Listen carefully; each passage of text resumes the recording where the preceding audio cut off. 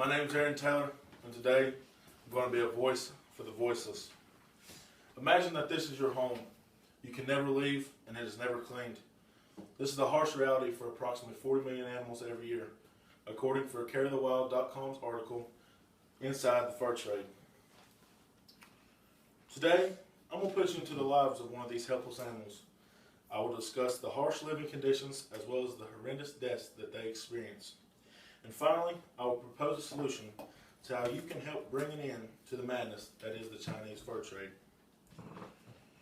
In Charlotte Meredith's article, Animals Electrocuted, Strangled, and Skinned Alive, the True Face of the Chinese Fur Industry, she says that PETA, People for the Ethical Treatment of Animals, state that there are no penalties for abusing animals on fur farms in China, that farmers can house and slaughter animals however they see fit. For example, in PETA's article, Inside the Fur Industry, Factory Fur Farms, said that in order to cut costs, fur farmers pack animals into tight cages, preventing them from taking a few steps back and forth. They go on to say that the anguish and frustration on these animals often leads to self-mutilation and cannibalism of cage mates. PETA discusses in the article the Chinese fur industry, how the tight confinement and rough handling can often have an effect on other animals. It can lead mother animals to go insane. With no secluded place to give birth, they often kill their young after giving birth to them. And due to these close conditions, diseases run rampant and many animals often die. PETA says that extreme psychological pressures are on animals within these tight quarters, and that it has been witnessed that animals will oftentimes repeatedly throw themselves into the bars of cages as in hope to set themselves free. During an undercover investigation conducted by PETA in 2005, on the dog and cat fur trade, investigators reported that up to 8,000 animals were loaded into flimsy cages onto a truck, stacked one on top of another.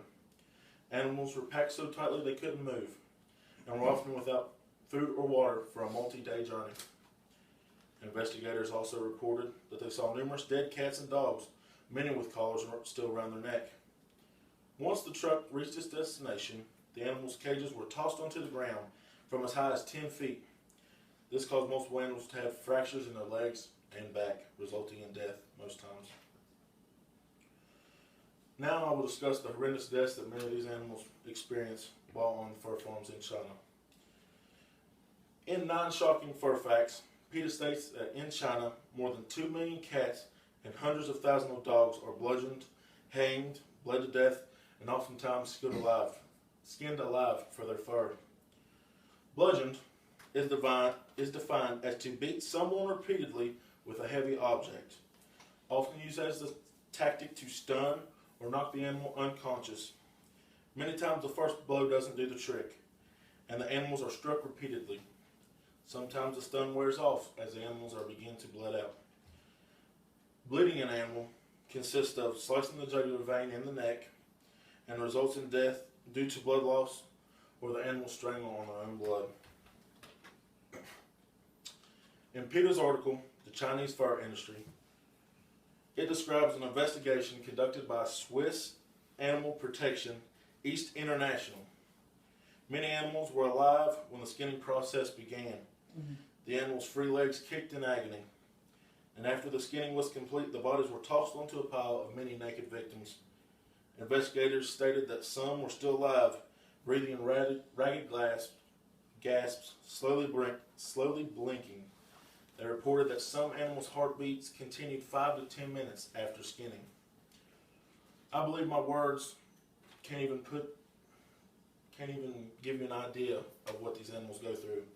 So today I will show you a short clip taken from an undercover investigation that I just described.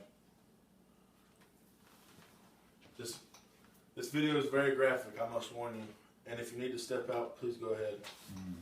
I'm worried about my chihuahua now.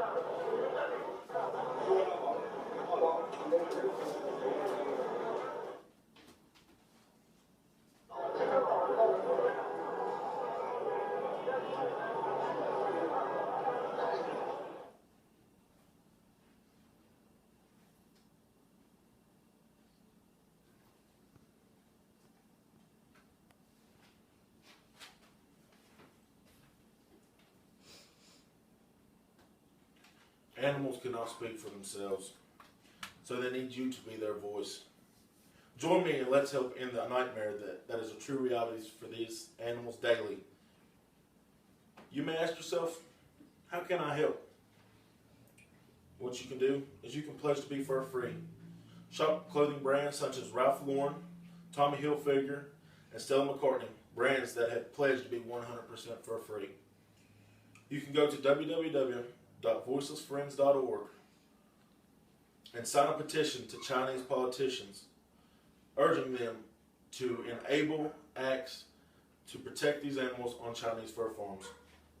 You can also donate to Making a Difference online at www.peta.org and help financially continue the fight against fur farms in China. You can write letters to fashion corporations, fashion magazines, and designers voicing your opinion on how you feel about fur in clothing. Lastly, you can become a voice, a thriving activist for ethical treatment of animals.